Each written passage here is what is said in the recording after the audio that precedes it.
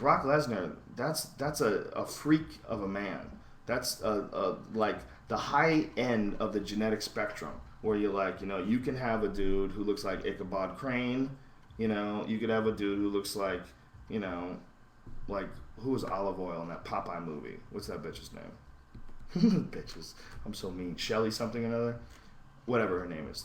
Think of Lindsay Lohan. You can have a Lindsay Lohan frame, a Paris Hilton frame, little skinny body, or you have the high end. You have Brock Lesnar, some weird instance where Vikings fucked Vikings for generation after generation, and their warrior bloodlines were passed on, and this motherfucker living in the woods in Minnesota, he got the best of the best. His fucking head is that big.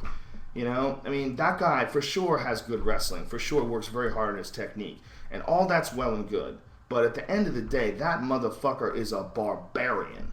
The reason why he's so fucking good, he is a direct descendant from ancient giant warriors from thousands of years ago. That ain't a regular dude, man. You ain't gonna just be able to punch that guy and send him home packing.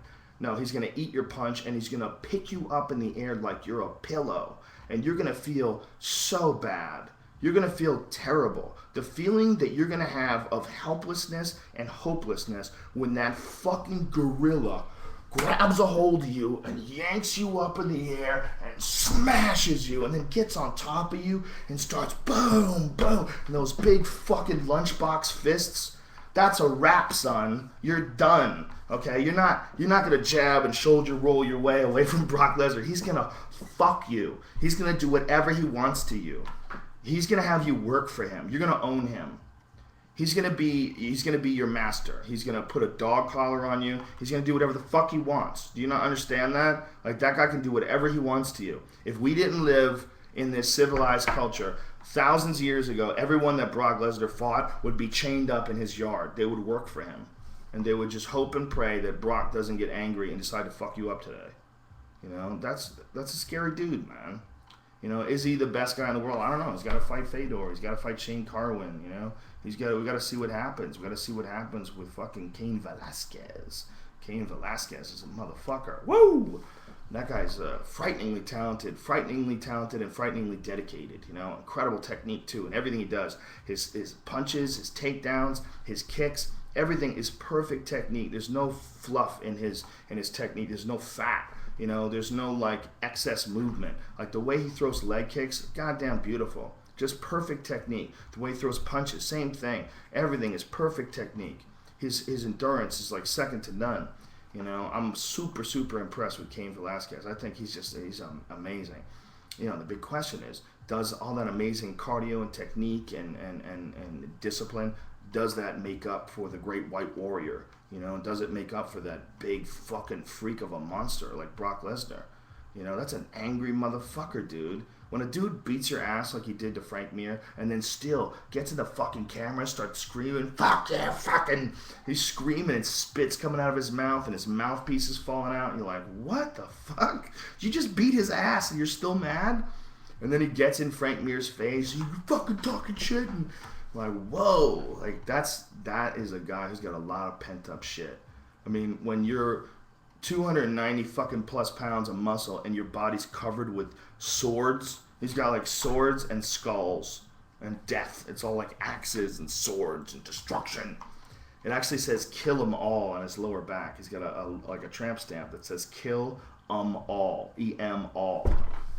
Whoa, well, who's that there for? It's a scary fucking dude, man. That's a real angry motherfucker. And it's real interesting to see. I really want to see him versus Fedor. That is a very, very intriguing fight to me because they represent such polar opposites. In Fedor, you have a guy that's, a relatively small heavyweight. He's just about 6 feet tall. He weighs about 230, and he's got a considerable amount of fat on him. I would say like probably at least 20 pounds of fat. Like, he's got a lot of jiggly fat. He doesn't try to lose weight at all. He just says, I'm a heavyweight. This is it. This is what I weigh. I'm going to fight as a heavyweight. there's a broad contrast between his personality. He's very stoic. You never see any expression out of him. I mean, everybody comments on the fact that the dude never seems angry, never makes a mean face, never seems hurt. No matter if he's cut or no matter if he's got the guy hurt and he's finishing him off, he's just got this dead expression. Whereas Brock Lesnar is gigantic, has to cut weight to make 265. He's a guy who, is at the very top of the weight class. And he's a guy who is just flooded with emotion, flooded with anger, flooded with expression. I mean, he is, one of those no-nonsense motherfuckers. He wears who he is out on his sleeve. And he likes to talk a little shit, and he gets angry at people, and he likes to swear, and he likes to stick the bird out at the audience, and when they boo him, fuck you. He's a totally different dude. I'd be very curious to see those two approaches and see which one would ultimately prevail, because it's really not. I mean, it is fair, but it's not fair because Brock is so much goddamn bigger. Brock is a lean 265. And when he's 265, he's cutting a little weight to get down there. He'll drop some water weight, like maybe 10, 15 pounds, to get down. So he's inflated, well up to 280 by the time he actually gets in the octagon. Just solid as a fucking house at 280. Whereas Fedor, at 230, that's 50 pounds less, is not nearly as solid. Fedor at 230 is, he's jiggly. It doesn't matter if he connects to your face. He's a badass puncher. His jiu-jitsu is fantastic. His grappling is fantastic. He's great off of his back. But that's a big difference, man. When all things are equal, and I'm not saying they are skill-wise because I do not believe they are. I think Fedor is more skillful and has more options to win the fight. But Brock is so fucking big. He's so much bigger. When you're talking about 50 pounds of bone and muscle, 50 fucking pounds, that's a significant advantage. And then on top of that, you're dealing with a guy who's this freak athlete.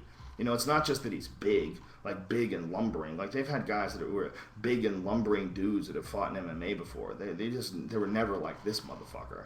The way Brock moves, he moves like a light guy, even though he's a giant guy. He's a freak athlete, I mean, he really is the descendants of some fucking crazy warrior tribe. That's why he's got all this, angry energy to him. That shit's genetic. A lot of it. Gotta be. So, that's my answer to that question. Ha ha ha!